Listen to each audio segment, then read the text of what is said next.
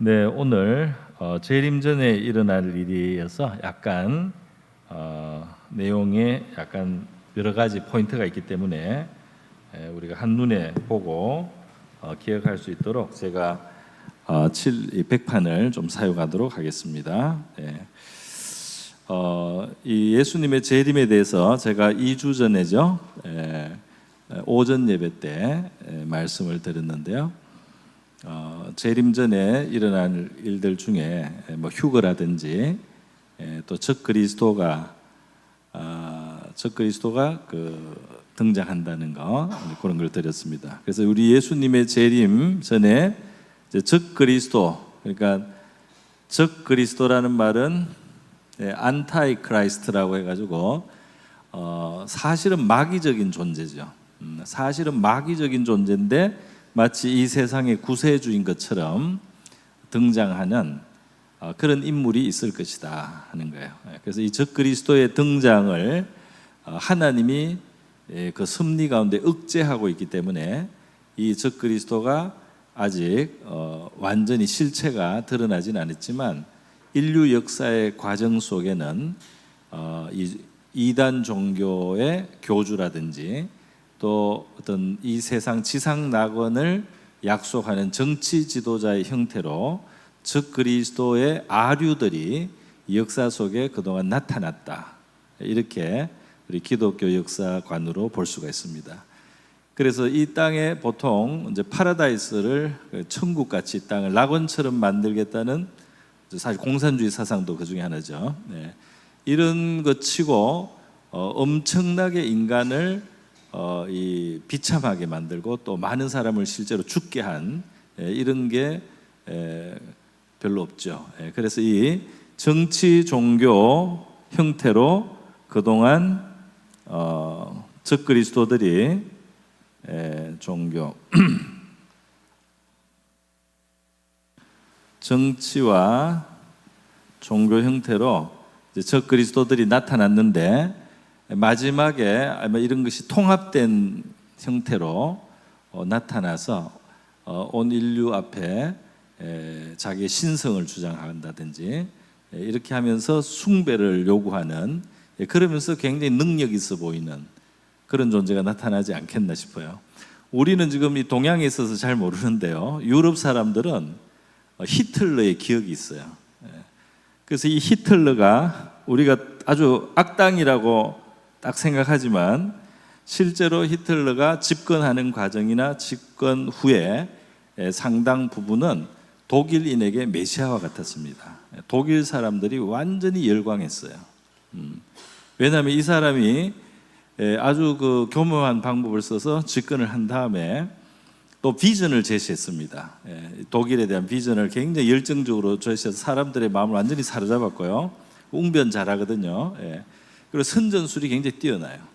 그리고 사람들에게 미움의 대상을 뚜렷하게 만들어줬어요. 유대인, 모든 미움을 끌어내서 활용하는 것이 이제 사실은 좀 악한 이 정치의 방법입니다. 그래서 누군가를 되게 미워하면 이 집단이 단결이 돼요.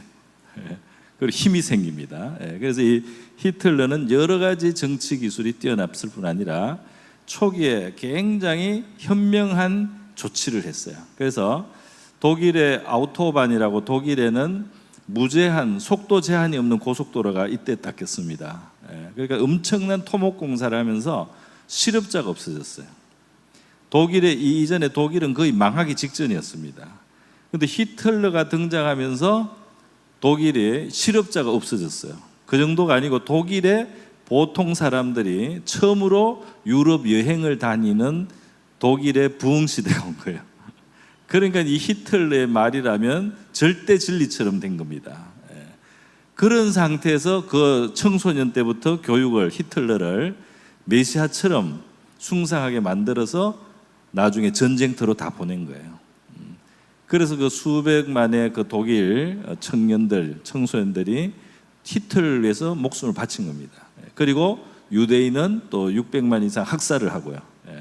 그래서 처음에는 구세주처럼 생각하고 너무 열광하고, 그게 완전히 매료되고, 그리고 지지하고, 그리고 뭔가 이루어지고 이렇게 하다가 나중에 보니까 너무 끔찍한 일을 결국 하게 되는 거예요. 이것이 적그리스도적 모습이에요. 중국에서도 사실 모택동도 그랬습니다. 너무 많이 죽였죠. 스탈린도 그랬습니다. 스탈린도 그 안에서 선동을 할 때는 너무너무 멋진 사람으로 그렇게 우상화를 잘했어요. 그래서 너무 인자하고 이 러시아, 소련을 이 서방 세계로부터 지켜내는 아주 영웅이죠. 그래서 어쨌든 이 세상의 정치라든지 종교에는 그동안 굉장히 인기를 끌고 사람들의 지지를 받았던 인물들 중에 끔찍한 일들을 하는 사람들이 종종 나타나 왔는데, 이제 20세기에서도 그런 유력한 인물들이 벌써 굵직굵직한 인물들이 있는 겁니다. 그런데 마지막에 이 주님의 재림 직전에는 더 큰 어떤 더 스케일이 크고 더 세계적인 그런 적그리스도가 등장할 것이다. 그렇기 때문에 적그리스도가 등장하기 전에 이 재림이 있는 건 아니다, 이렇게 말하는 것 같아요. 이게 데살로니가 후서입니다. 데살로니가 후서에서 이 적그리스도, 이 불법의 아들이 아직 안 나타났다는 거예요. 그렇기 때문에 예수님이 금방 올 것처럼 너무 동심하지, 마음이 흔들리고 불안하고 어떻게 살아야 될지, 주님이 곧 오신다는데 내가 이렇게 평범한 생활을 해도 되느냐 하고 이렇게 불안하게 생각하지 말라 하는 말씀이 데살로니가 후서에 있는 가르침이에요. 데살로니가 전서에서 예수님이 재림한다고 휴거 같은 이런 설명을 했기 때문에 이 데살로니가 교인들이 뭐 한 5년 뒤에 일어나는가, 뭐 내년에 일어나는가, 뭐 이렇게 마음이 급해져 가지고 좀 불안했어요. 그랬더니 데살로니가 후서에서 불법의 아들이 나타나기 전에는 아직 때가 아니니까, 그러니까 너무 흔들리고 이 마음을 불안하게 갖지 말라는 말씀이 있습니다. 이것이 적그리스도가 나타나는 것이 이제 아주 재림 직전에 있는 아주 중요한 사인이 되겠고요. 오늘 제가 설명드리려고 하는 것은 두 번째인데, 오늘 우리 본문에서 읽은 것처럼 세계 선교, 예수님이 말씀하신 그대로요, 천국 복음이 모든 민족에게 증거되기 위하여 온 세상에 전파되리니 그제야 끝이 오리라. 그래서 세계 선교가 이루어질 것이다. 요거와 관련해서 제가 중국 다녀온 이야기를 이제 함께 드리려고 하는 것입니다. 먼저 세계 선교 상황이 지금 어느 정도인지 제가 최근 자료를 가지고 몇 가지만 말씀드리겠습니다. 여러분, 전 세계는 기독교 선교사가 지금 43만 명이 있어요. 43만 명의 전임 기독교 선교사들이 사역을 하고 있고요. 우리 한국에서 그 중에 한 2만 1,000명 넘는 선교사들을 보내고 있어요.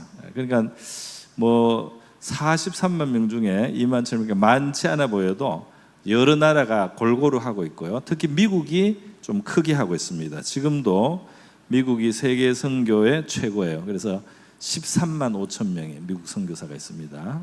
전 세계 선교사의 한 4분의 1쯤 되죠, 그죠? 3분의 1쯤 되네요. 3분의 1 이상이네요. 그러니까 이 세계 선교 3분의 1을 미국이 하고 있고요. 우리가 미국에 비해서는 작지만 그래도 세계 그다음 두 번째 나라다. 그러니까 이게 제가 이 역사를 보니까 특징이 하나 있어요. 그게 뭐냐면 이 유럽에서 이제 복음이 전 세계로 이게 나간 게 이제 19세기, 20세기가 사실 선교의 시대입니다. 우리는 지금 그 안에 살기 때문에 이 세상이 크게 어떻게 변하는지 모르는데요. 이 세계는 지금 이 한 200여 년 동안에 급속하게 세계가 복음화되고 있는 거예요. 한 200여 년 동안 급속하게 세계가 복음화. 그 전까지는 유럽에 많이 머물러 있었어요. 그러니까 하나님이 굉장히 오랫동안 유럽에 머물러 있게 하다가 이제 충분히 무르익었을 때 전 세계로 확 흩었습니다. 그러니까 마치 모판에 모를 길렀다가 어린 모를 길렀다가 때가 되면 다 옮겨 심잖아요. 그 정도로 비유를 할 수가 있습니다. 그래서 유럽이 그런 역할을 했다 하는 사실을 우리가 기억을 하고 유럽에 대해서 좀 감사하게 생각해요. 우리도 유럽에서부터 또 유럽의 파생인 미국으로부터 선교사님들이 왔기 때문에 되었는데요. 이건 지나가는 이야기지만 하나 알아둘 만한 게 있습니다. 그게 뭐냐면 한 200년 동안 이 세계 선교가 급속하게 일어난 바로 그 기간이 전 세계 인구가 폭발하기 시작한 시점이에요. 무슨 말이냐면 지금이 2025년이잖아요. 1800 예를 들면 20년, 지금이 2025년이지만 2020년이라고 합시다. 요 200년, 요 1820년대까지 세계 인구는 거의 증가를 못했어요. 아주 미세하게 증가하는데 10억 명의 인구가 전 세계 오랫동안의 인구입니다. 왜 그러냐면 병들어서 많이 죽었어요. 태어나면 많이 죽고 중간에 병으로 많이 죽고 치료를 못 받아서 죽고, 그 다음에 또 하나는 이 세계에 먹을 게 부족했습니다. 양식이. 이렇게 우리 지금같이 이렇게 농사를 잘 지을 수 있는 기술이나 이런 능력 같은 것, 또 좋은 어떤 이 품종 같은 것들이 개발이 잘 안 됐어요. 그래서 먹을 게 없어서 죽고 약과 치료할 수 있는 방법이 없어서 인구가 10억 명 정도에 묶여 있었어요. 그런데 지금부터 200여 년 전에 유럽에서 산업혁명이 일어나고 과학기술이 발달되면서 인간의 의술과 그 다음에 이 생산력이 엄청나게 올라가면서 이 세계 인구가 쭉 이렇게 올라갑니다. 이렇게 됐다가 이렇게 쫙 올라가요. 지금 세계 인구가 얼마죠?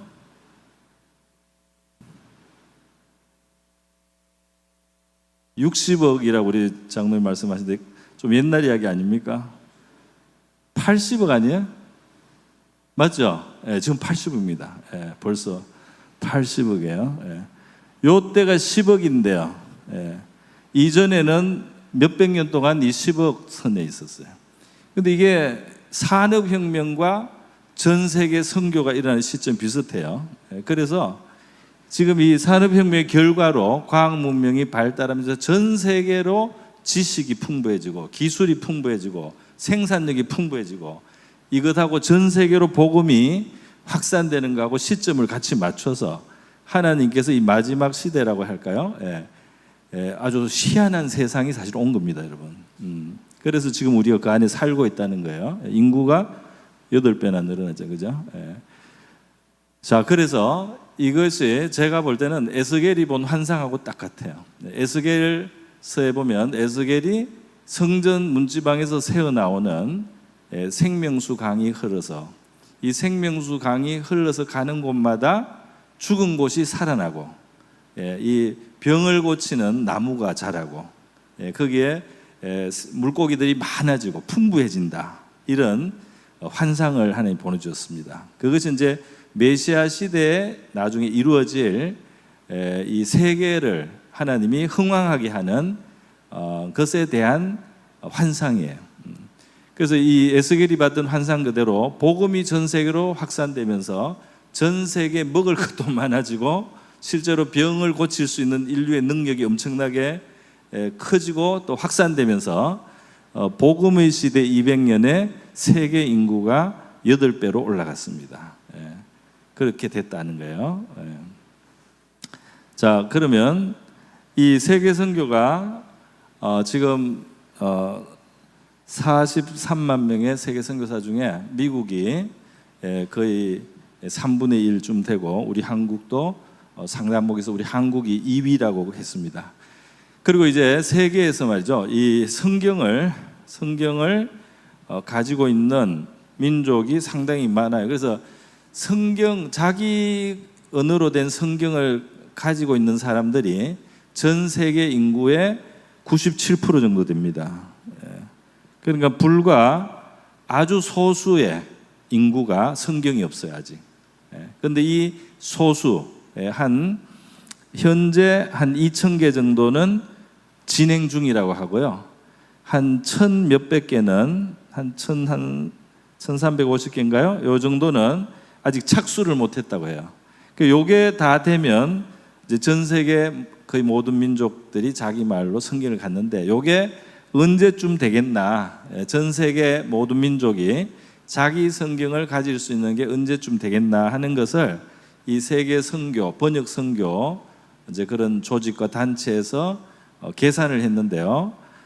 2040년대 초가 되면 끝날 거라고 봅니다. 지금 추세로. 그러니까 앞으로 15년 내지 20년, 이 정도면 일단 성경은 다 준비가 되는 거예요. 그래서 세계 선교 상당히 번역 선교도 막바지에 이제 있다는 사실입니다. 자, 요 정도로 하고요. 그래요. 그래서 우리 늘 기도해 주시기를 또 부탁을 하셨는데요. 우리 참 하나님께 영광의 박수를 한번 드리겠습니다. 감사드려요, 정말.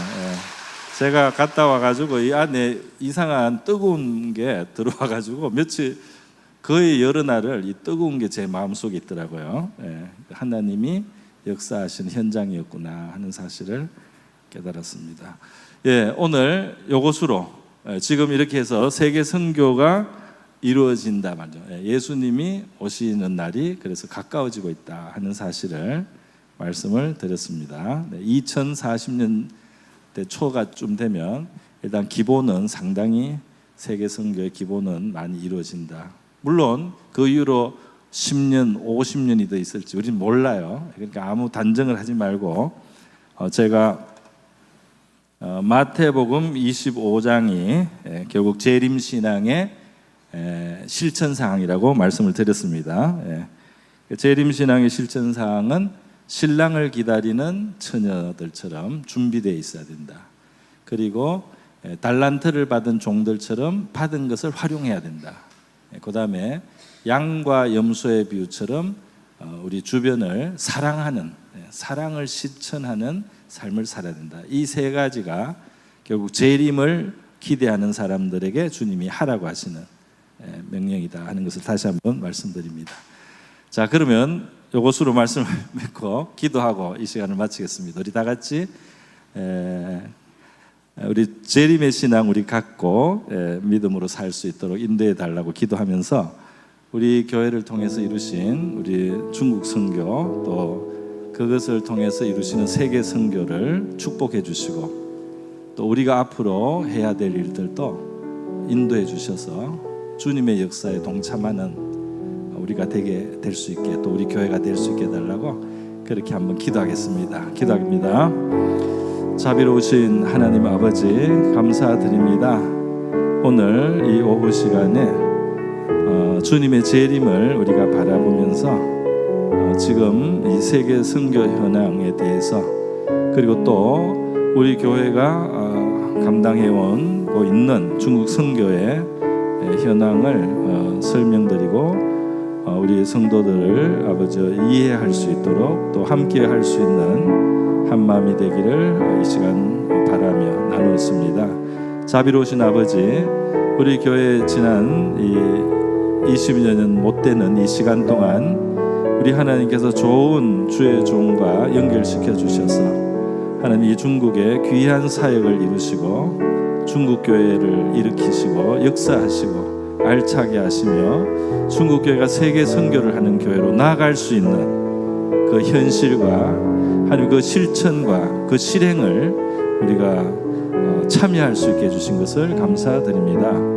우리 앞으로도 하나님의 역사하시는 일에 우리가 함께 할 수 있도록 도와주시고 세계 만민에게 온 천하 만국에 이 주님의 복음이 전하는 것 모든 민족과 족속을 내 제자를 삼으라고 하시는 주님의 말씀 내가 너희와 함께 하겠다는 그 약속과 함께 우리가 받게 하시고 실천할 수 있도록 도와주시옵소서.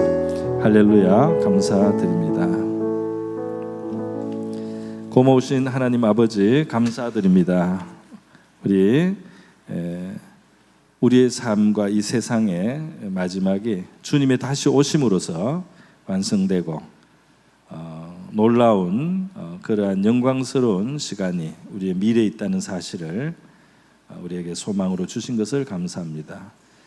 우리 주님의 오심을 바라보며 땅끝까지 그리고 천하 만국의 모든 민족 온 세상에 전해져야 될 이 복음의 사역에 그동안 우리 교회가 나름으로 주님께 쓰임을 받게 하시고 또 이것이 참 알차게 그렇게 진행되어서 우리 중국 교회들을 통해서 세계 선교로 뻗어나갈 수 있는 이러한 일들을 이루신 하나님께 영광과 존귀와 찬양과 감사를 올려드리며 또 우리가 동참케 하신 것을 감사드립니다.